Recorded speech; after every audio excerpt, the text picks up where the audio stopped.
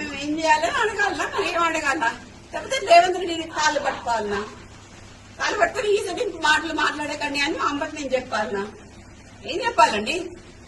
చాలా బాధాకరంగా ఉందండి నేను మాట్లాడడానికి. ఇట్లాంటి మాటలు మాట్లాడడం నేను నిజంగా చాలా బాధాకరంగా ఉంది. ఎందుకంటే మా అమ్మ ఫైర్ బ్రాండ్ అండి.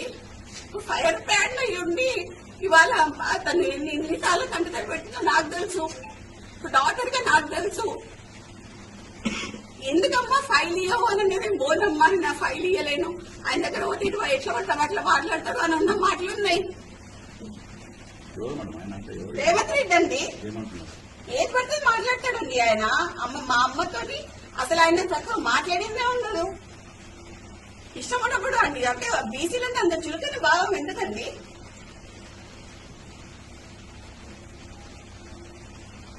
ఒక మీటింగ్ జరిగిందండి ఢిల్లీలో. ఇది ఇప్పటివరకు బయటికి రాలేదు, నేను ఇవాళ చెప్పదలుచుకున్నా.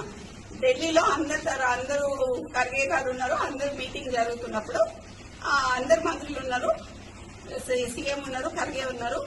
అందరు ఉన్నప్పుడు మా అమ్మ ఏం మాట్లాడింది అని అంటే, కొంచెం అడ్మినిస్ట్రేషన్ ప్రాబ్లం అవుతుంది, పిఏ మీకు అందజేస్తున్నారా లేదా మాకు తెలియట్లేదు అన్న విషయం మాట్లాడగానే వెంటనే రేవంత్ రెడ్డి పక్కనున్న ఖర్గేకి హిందీలో ఇందుకే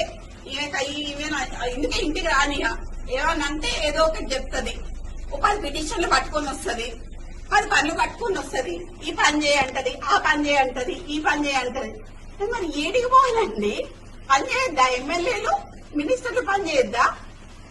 మా అమ్మ ఆ రోజు ఏడ్చిందండి. ఆ రోజు ఢిల్లీలో ఏడుస్తున్నా అప్పటికప్పుడు పోయిన ఢిల్లీకి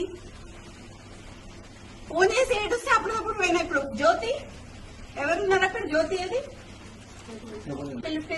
జ్యోతి ఆ రోజు ఢిల్లీలో అమ్మ ఏడ్చిందా?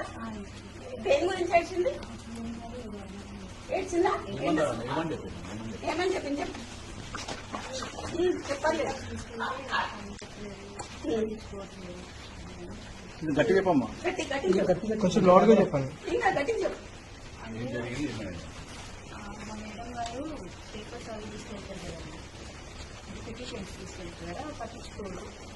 నేను అందుకనే పట్టించుకోను అని గట్టిగా హార్ష్ గా మాట్లాడిందేమో.